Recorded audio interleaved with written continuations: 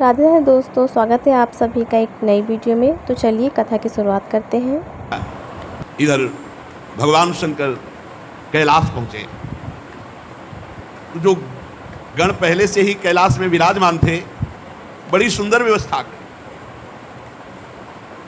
किन्नर, यक्ष, गंधर्व, जो भूतगण महादेव जी को सुख पहुंचाने वाले हैं, पूरा कैलाश वैसे ही दिव्य है, सजा हुआ है। भगवान शिव दिव्य पुष्पों से पूरा कैलाश सजाया गया है और दिव्य तेजोमयी मणियां जैसे दीपक जलाए गए हों, ऐसे कैलाश में श्वेत वर्ण कैलाश, हिमवर्ण, दिव्य चंदन का और दिव्य इत्र का छिड़काव किया गया पूरे कैलाश में।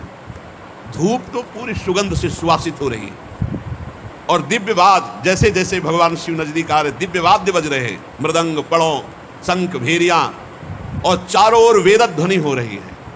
भगवान शिव ब्याह करके कैलाश पर्वत पर आ रहे हैं। बड़ा ही सुंदर स्वरूप भगवान शिव का है, साथ में त्रिपुर सुंदरी भगवती। कैसे कोई इनकी शोभा का वर्णन करे।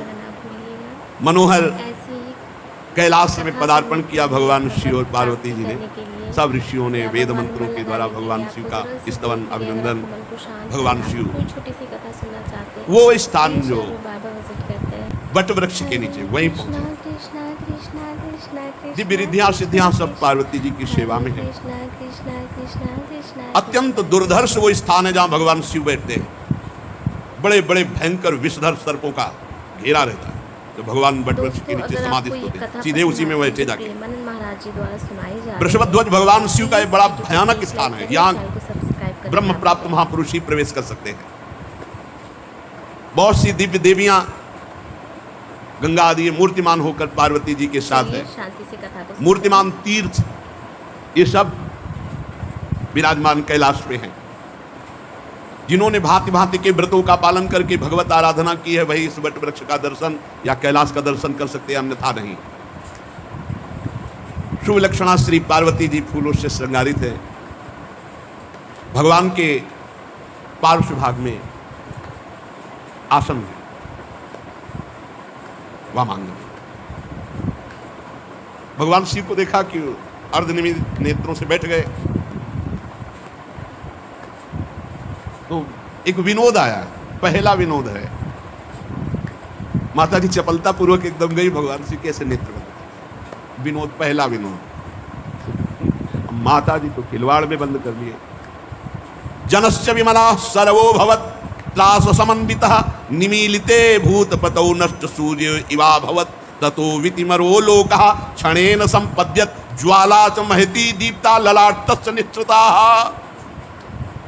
खेल खेल में इसलिए होता, तो विनोद में जाके ऐसे नेत्र बंद कर, जो बंद किए तो संपूर्ण सृष्टि का तेज नष्ट। और तीसरा नेत्र खुल गया, भयंकर प्रलयंकारी आग। भगवान शिव के ललाट का तीसरा नेत्र खुल गया, संपूर्ण पर्वत ज्वालामयी, हिमालय सब आग लग गई और विशाल प्रलयंकारी आग। माता जी तो घबरा गए कि ये क्या हो गया, हमने तो खेल में आंख बंद की थी, ये क्या हो गया। उमा जी ततो वितिमरो लोकः क्षणेन संपद, एक क्षण में पूरी सृष्टि भस्म हो जाए, ऐसी आंख प्रकट हो गई। तृतीयम चास्य संभूतम नेत्रमादित्य सन्निभम युगांत सदसम दीप्तम ये नासो मथितो गिरा। ऐसा लगा अब अंत होना, पूरी सृष्टि का अंत हो जाएगा। एक सपोर्ट जरूर लाइक के जरिए। भगवती उमा ने तत्काल हाथ जोड़ा और भगवान शंकर के चरण पड़ गई। प्रभु, हमने तो विनोद किया था, हमने तो एक मजाक में आपके नेत्र बंद किए थे, ये क्या हो गया। ये संपूर्ण सृष्टि भस्म होने लगी एक क्षण में। प्रभु रोको रोको, एक क्षण में सब पूरी सृष्टि भस्म हो जाएगी। हिमालय पूरा भस्म होने लगा। भगवान शंकर के चरणों में गिरकर, स्वामी मुझे पता नहीं, अगर कोई अपराध हो तो क्षमा करो आप तत्काल। तो भगवान ने कहा, आप दोबारा भूल के हमारे नेत्र मत मूंदना, नहीं ये तीसरा खुल जाएगा। ये तीसरे नेत्र का खेल है, तुमने दो बंद किए। ये हमारी दृष्टि से संपूर्ण तेजमय है, अगर हमारी दृष्टि बंद हुई तो संपूर्ण तेज नष्ट हो जाएगा, और अगर तीसरा खुल गया तो युगांत सब भस्म हो जाए। पार्वती जी कभी विनोद नहीं करूंगी ऐसा, कभी मजाक नहीं करूंगी प्रभु, ऐसा कभी। पर प्रभु जितना भस्म हो गया है उतना पुनः वैसा ही होना चाहिए। भगवान शिव ने अपनी अमृत दृष्टि से उसे इस तरह भगवान शंकर और उमा जी का विवाह हुआ। हर गिरजा बिहार नित नयऊ, यही विधि विपुल काल चली गयऊ।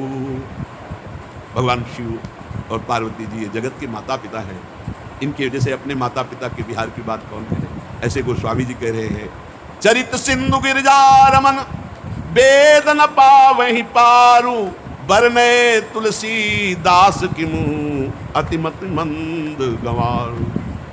कैसी अद्भुत दैन्यता महामहिम गोस्वामी तुलसीदास जी के कह रहे, गिरजापति देवादिदेव महादेव जी के चरित्र समुद्र के समान अथाह अपार हैं, जहाँ वेद भी नहीं पार पाते वहाँ हम थोड़ी बुद्धि वाले भला भगवान शिव और माता पार्वती की महिमा का कैसे वर्णन करूं। भगवान देवादिदेव महादेव प्रसन्न मुद्रा में बैठे हैं, कुंद इंदुदर गौर शरीरा, भुज प्रलंब परिधन मुनि चीरा, जटा मुकुट सुर सरित सिर लोचन नलिन विशाल, नीलकंठ लावण्य निधि सोह बाल विदुभाल। पार्वती जी को इशारा किया, बैठो, वाम भाग आसन हर दीना। श्री पार्वती जी प्रसन्न मुद्रा से भगवान शिव के वाम भाग में विराजमान। यही अभिलाषा थी सती रूप में जब शरीर छोड़ रही थी। वैसा ही प्रेम देखकर पार्वती जी ने कहा, विश्वनाथ मम नाथ पुरारी, त्रिभुवन महिमा विदित तुम्हारी, चर अरु अचर नाग नर देवा, सकल करही पद पंकज सेवा। प्रभु समरथ सर्वज्ञ शिव सकल कला गुण धाम, जोग ज्ञान वैराग्य निधि प्रणत कल्प तरुणाम। हे विश्वनाथ, हे मेरे नाथ, हे त्रिपुरासुर का वध करने वाले भगवान शिव, चर अचर नाग मनुष्य देवता सभी आपके चरण कमलों की सेवा करते हैं।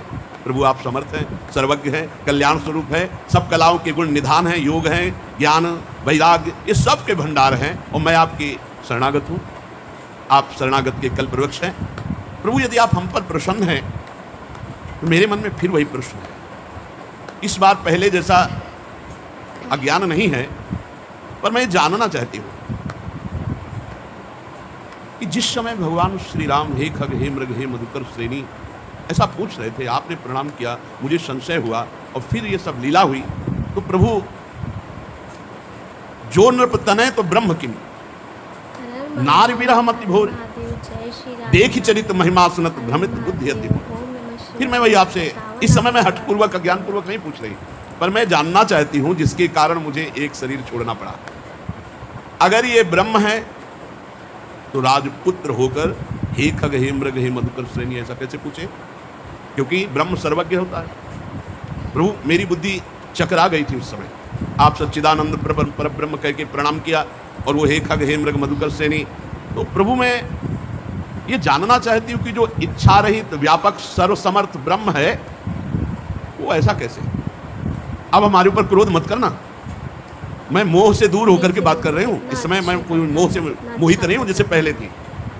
मैं देख चुकी हूँ, प्रभुता देख चुकी हूँ और मोह की गति भी देख चुकी हूँ। अब मेरे मन में कोई संदेह नहीं, पर मैं हाथ जोड़कर आपसे पूछ रही हूँ, नाथ मुझ पर क्रोध न करना।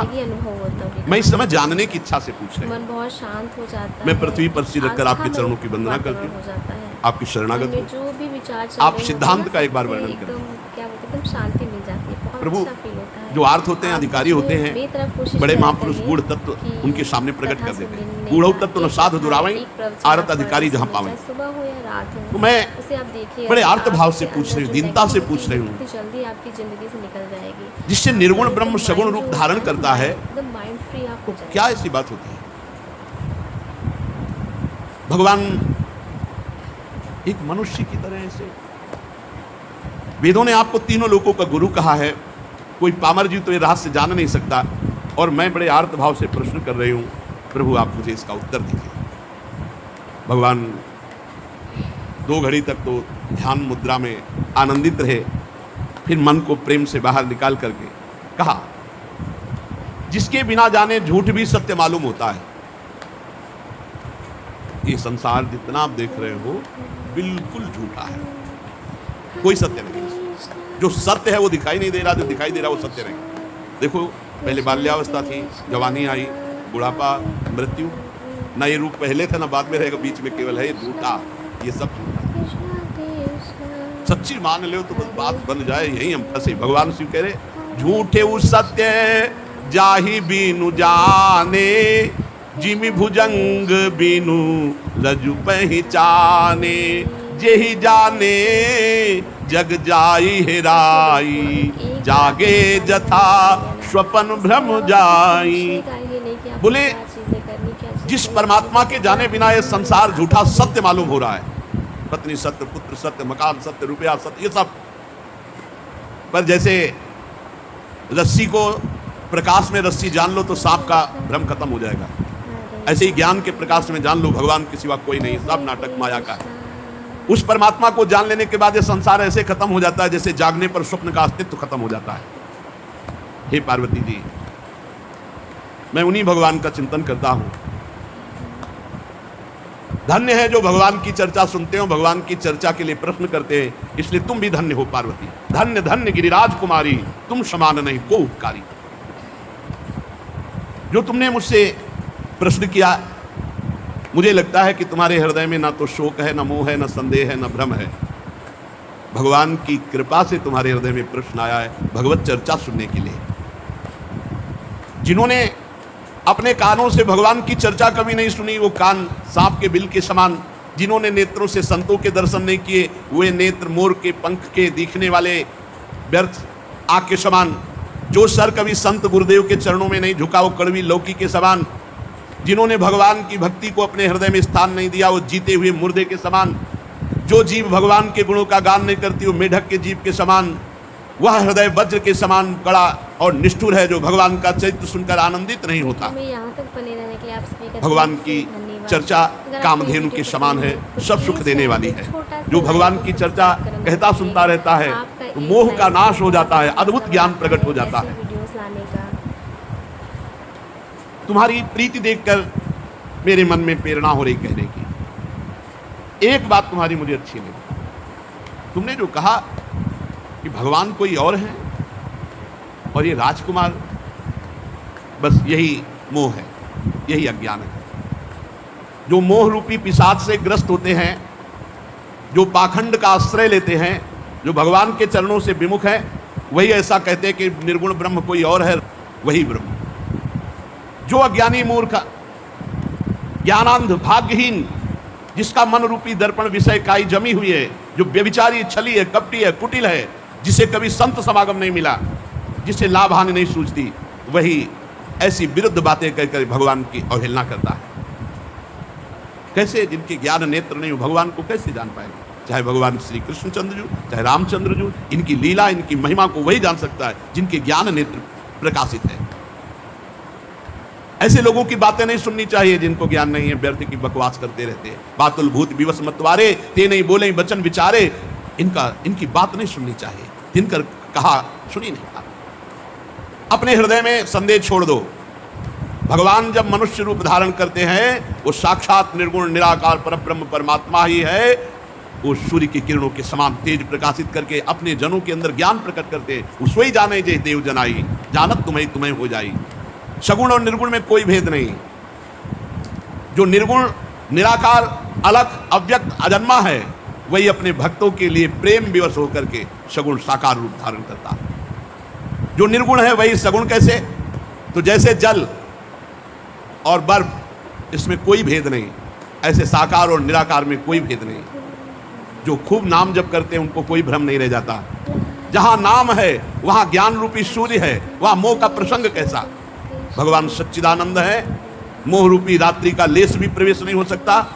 इसलिए हर शोक, ज्ञान, अज्ञान, अहमता, अभिमान, ये सब जीव के अंदर होता है, प्रभु के अंदर नहीं।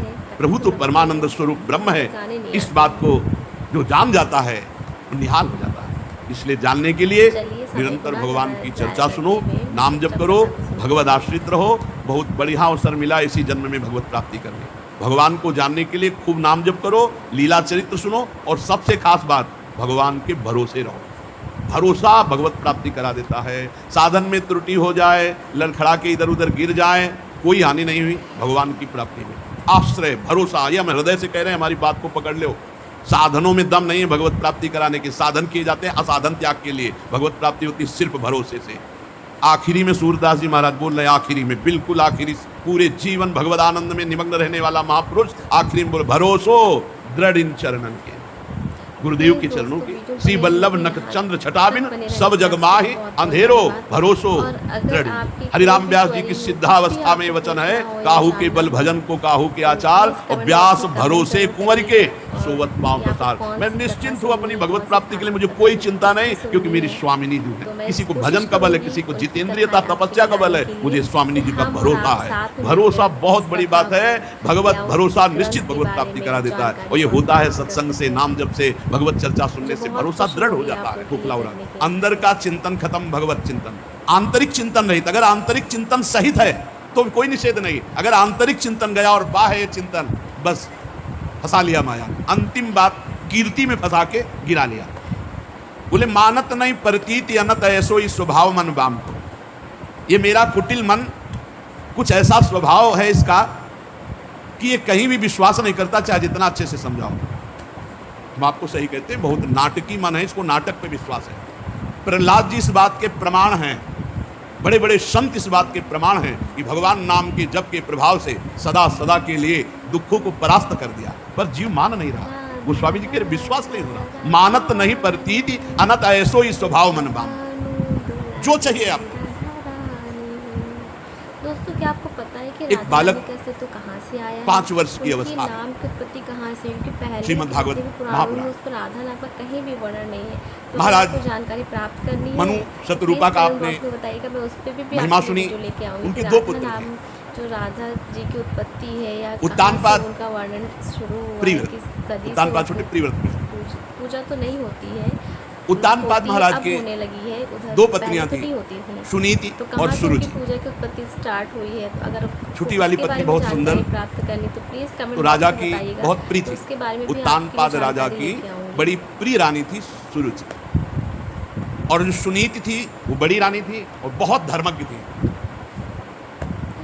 सुरुचि मानो नाम का पूरा प्रभाव स्वभाव पे पड़ गया। राम नाम की महिमा अपनी रुचि के अनुसार हो तो ठीक है, रुचि के प्रतिकूल हो तो बर्दाश्त करें, ऐसी छोटी रानी। और सुनीति वो रुचि के अनुसार नहीं, वो नीति के अनुसार। पाना है तो राधा रानी की हमारी रुचि क्या है अभी? उपासना करनी शुरू, अच्छी रुचि है, फिर गलत रुचि हो सकती है, लेकिन शास्त्र क्या कहता है, गुरुवाणी क्या कहती है, उनको उसके अनुसार सुनीति, गुरु के वचन के अनुसार, नीति के अनुसार चलना। तो अपने आप ही प्रसन्न हो जाएंगे।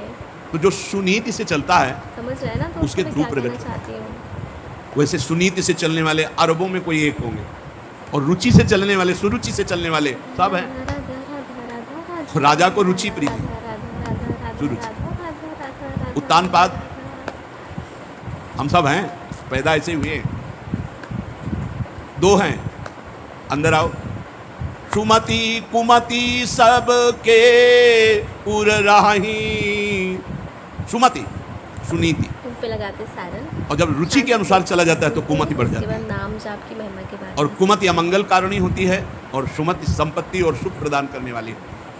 सुमति सुनीति, कुमति सुरुचि, अपनी रुचि के अनुसार चलना। अपनी रुचि के अनुसार थोड़ी चला जाता है, शास्त्र और गुरु की वाणी के अनुसार चला जाता है। यद्यपि राजा को सुनीति जैसी महामहिम रानी प्राप्त थी, पर वो प्यार करते थे सुरुचि को। राजा कौन है? ये जीव। ये जीव रुचि के अनुकूल चलता है, जैसी मन बुद्धि रुचि दे रहे हैं उसी की सलाह में भटकता चला जाता है। और जो सुनीति बुद्धि होती है वो भटकने नहीं देती, नहीं ये गलत है, नहीं होगा, ये शास्त्र विरुद्ध है, ये धर्म विरुद्ध है। राजा को सुरुचि अधिक प्रिय थी। सुनीति जी के पुत्र हुए ध्रुव जी, पर सुनीति को राजा प्यार हुआ ऐसा नहीं। एक दिन राजा उत्तानपाद सुरुचि के पुत्र उत्तम को गोद में बैठा कर प्यार कर रहे थे। अगर उत्तम न माने तो रुचि रही नहीं जाएगी। अपनी रुचि को श्रेष्ठ मानने के कारण ही, मान्यता देने के कारण ही दुर्गति होती है।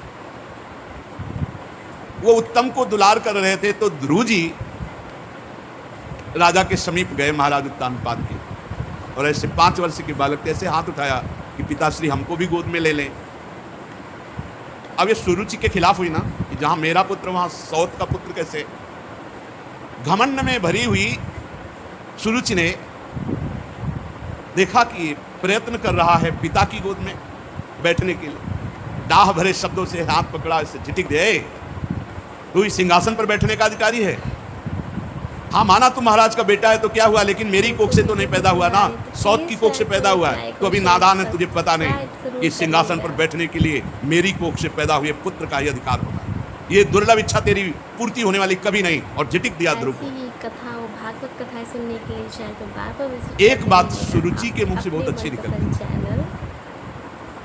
तपसा आराध्य पुरुषम तस्यैवानुग्रहेण में गर्भे त्वं साधयात्मानं यदिच्छसि नृपासनम।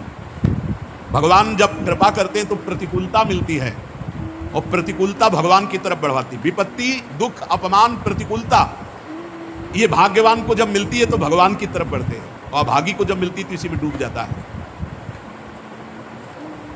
ऐसे अपमानित करना छोटे बालक है, तू पिता की गोद में बैठने का अधिकारी नहीं, क्योंकि तू दूसरी माता के गर्भ से, माना तू राजा का पुत्र है, लेकिन मेरी कोख से जन्मे तब तू अधिकार प्राप्त करेगा। तपसाराध्यम पुरुषम तस्यैवानुग्रहेण में, जा परम पुरुष भगवान की आराधना कर और उनकी कृपा मना, और फिर मेरे गर्भ से जन्म ले, तब इस सिंहासन पर गोद पे बैठने का अधिकारी होगा।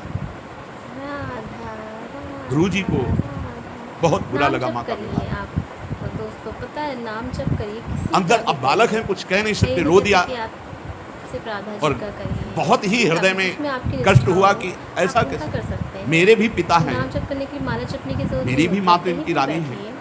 ऐसा कटवचन महाराज भी सुन रहे हैं, कुछ बोल नहीं रहे, और सुरुचि तो कड़वा बोल कर झटक ही दिया। महाराज की मुख की तरफ देखा ध्रुव जी ने, एक शब्द नहीं, तो रोते हुए अपनी माता के पास गए। ये देखो सुनीति,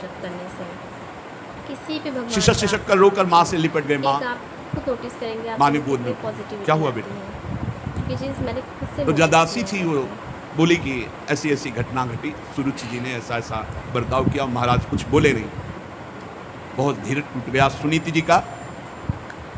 देखो, विपत्ति भगवान की प्राप्ति कराने वाले हैं, वो बहुत से सुख में, क्योंकि महाराज बात भी नहीं करते थे, और कम से कम बेटे को दुलार कर लेते। बेटे का अपमान, तो रुदन को बहुत रोका कि अगर हम रुदन करने लगी तो मेरा बेटा तो धैर्य ही टूट जाएगा। आंसुओं को अंदर ही रोक करके कहा, बेटा पहली बात तो यह है कि जो तुम्हारा अमंगल करे उनका कभी अमंगल नहीं सोचना चाहिए। ये सुनीति, ये नीति है, जो तुम्हारा अमंगल करे उनके लिए भी अमंगल नहीं सोचना। धन्य है माँ जो ऐसा उपदेश करे। बेटा, जो दूसरों को दुख देता है उसको अंततो गत्वा दुख भोगना पड़ता है। ये सुनीति, तुम उसके दुख की कामना मत करो, वो खुद भोग लेगा। उमा क्षमा सापौते भारी, अपने कर्म जाय अपकारी। अपकार, अवहेलना, दुख, प्रतिकूलता, निंदा, अपमान करने वाले के लिए तुम कुछ मत सोचो, उसका कर्म ही उसको नष्ट कर देगा, तुम क्षमा कर दो। और जो तुम्हारी माता सुरुचि ने कहा ना, बहुत सुंदर लगा मुझे। उन्होंने कहा ना कि ठीक है तुम राजा के पुत्र हुए तो क्या हुए, तो बेटा महाराज मुझे पत्नी की दासी भी स्वीकार करने में अब लज्जा आती है उनको, क्योंकि नवीन रानी मिल गई है तो मुझे दासी भी नहीं मानते, पत्नी की क्या बात। पर बेटा एक बात तुम्हें बहुत अच्छी माँ ने कही कि तुम भगवान नारायण की आराधना करो, तो ये बात हमें बहुत अच्छी लगी। क्या बेटा तुम उन माता की बात मानोगे? और मेरी भी सहमति है कि तुम भगवान की आराधना करो। और देखो, भगवान की आराधना करने से तुम्हारे परदादा ब्रह्मा जी को परमेष्ठी पद प्राप्त हुआ, तो मुझे लगता है कि तुम चाहो तो ऐसा पद प्राप्त हो सकता है जिसे ब्रह्मा भी नमस्कार करें, ऐसा पद। इसीलिए माता और पिता सबसे बड़े गुरु माने गए हैं। अगर गलत सलाह दे दे तो जीवन बर्बाद हो जाए बच्चे का, और अच्छी सलाह दे दे तो जगत बंदनी पुत्र हो जाए। गांव में एक सुल्ताना डाकू की नौटंकी देखी थी जब स्कूल में पढ़ते थे, तो उसमें जब उसको पकड़ करके आखिरी में फांसी की सजा दी गई तो उससे पूछा गया कि तुम्हारी अंतिम कोई इच्छा है, तो उन्होंने कहा मेरी माँ को मुझे मिला दो। तो अंतिम इच्छा पूर्ति करने के लिए माँ को मिलाया गया, तो मानो गले लग रहा हो ऐसा दिखाई दिया और नाक काट ली अपने दांत से अपनी माँ की। तो अफसरों ने पूछा ऐसा क्यों तुमने किया है, तुम्हारी माँ है। बोले पहली बार जब कलम चुरा के स्कूल से लाया था तो इस माँ ने कहा था शाबाश बेटा लिखने के काम में आएगी, मैंने समझा अच्छा कार्य है, और आज मैं इतना भारी चोर बना कि मुझे फांसी की सजा मिल रही। अगर पहले दिन माँ थप्पड़ मार देती तो आज फांसी का फंदा मेरे गले में न लगता। ये वो माँ है मुझे डकैत बनाने वाली। माँ प्रथम गुरु है, इसीलिए बहुत संभल कर आचरण करना चाहिए बच्चों के सामने, बहुत संभल कर जबान खोलनी चाहिए, ऐसा व्यवहार, ऐसा बर्ताव जिससे उनके संस्कार गलत ना होने पावे। नाम में बहुत शक्ति है। सुनीति जी ने कहा, तुम्हारी माँ ने बहुत ठीक कहा कि भगवान श्री हरि की आराधना करके, तो आराधना शब्द पर ध्यान दो बेटा। देखो तुम्हारे दादा स्वयंभू मनु स्वयं बड़ी बड़ी दक्षिणा वाले यज्ञों से भगवान की आराधना करते रहते हैं और अलौकिक पदवी को प्राप्त हुए, अलौकिक सुख को प्राप्त हुए। बेटा मेरी भी यही इच्छा है। ओह धन्य है माता सुनीति को। मेरी भी यही इच्छा है कि तू भक्त वत्सल भगवान की आराधना कर और जन्म मृत्यु चक्र से छुड़ाने वाले जनार्दन भगवान श्री हरि का साक्षात दर्शन प्राप्त कर, उन्हीं के मार्ग का अनुसरण कर। बेटा जब तू पवित्र हृदय से भगवान का भजन करके पुकारेगा तो बहुत जल्दी भगवान तुझे दर्शन दे देंगे और भगवान का मिलना परम मंगल। बेटा कमलदल लोचन भगवान श्री हरि को छोड़कर कोई तुझे दुख रहित कर सके ऐसा मुझे नहीं दिखाई देता। इसीलिए बड़े बड़े ऋषि मुनि महात्मा जन ब्रह्मा आदि जिनकी वंदना करते रहते हैं, उन्हीं भगवान को तू रिझा ले। लक्ष्मी जी दीपक की भांति कमल लेकर जिनकी खोज करती रहती, उन्हीं भगवान को तू रिझा ले। मेरी भी यही इच्छा है।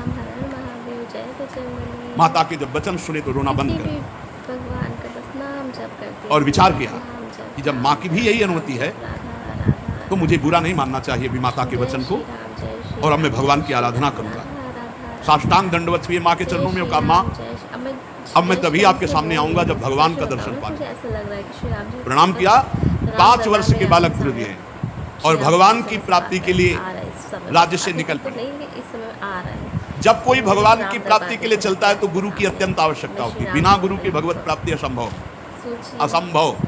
चाहे शिव बिरंच सम होई, गुरु बिनु भवनिधि तरे न। बिना गुरु के जब हम लोग पारिवारिक परम गुरु देवर्षि नारद जी उसी समय आ गए। नारदस् तदुपाकर्ण्य ज्ञात्वा तस्य चिकीर्षितम् स्पृष्ट्वा मूर्धन्य पाणिना प्राह विस्मितः। गुरु जी को ऐसे दुलार कर ले। कहाँ जा रहे हो राजकुमार?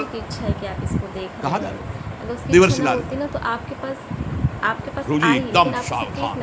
आपने क्लिक किया, इसका मतलब कुछ चाहता है देख रहे कैसा स्वभाव इस बालक का दृढ़ है। कुछ सीखे, एक नेत्रों से को क्लिक किया है ना दोस्तों। तेज प्रकट हो रहा है ध्रुव। चलिए इस भक्ति में लीन हो जाते हैं। तुम नन्हे से बच्चे हो, सौतेली माँ के कटु वचन से तुम्हारा हृदय दुखी हुआ। बेटा तू तो अभी बच्चा है, तपस्या क्या जाने, भजन क्या जाने, खेल कूद में मस्त रहे। ये बात तेरे बस की नहीं। सब्सक्राइब करना तो भूल के भी ना भूलिए। अच्छा रही मान अपमान की बात, तो 5 वर्ष के बालक तेरे को क्या मान अपमान, बच्चे को क्या मान अपमान? कि कोई और थोड़ी था, तेरे माता पिता ही तो थे। देखो तुम्हारा यह ज्ञान है जो तुम बुरा मान रहे हो, लौटो अपने घर जाओ, खेलो कूदो। वीडियो पसंद आए तो प्लीज़ चैनल को लाइक शेयर सब्सक्राइब करना ना भूलिएगा। और ऐसी ही कथाएं और भगवत प्राप्ति प्रवचन सुनने के लिए बार बार चैनल पर विजिट करते रहिएगा। Thanks for watching. Radhe Radhe. आपका दिन शुभ हो। धन्यवाद।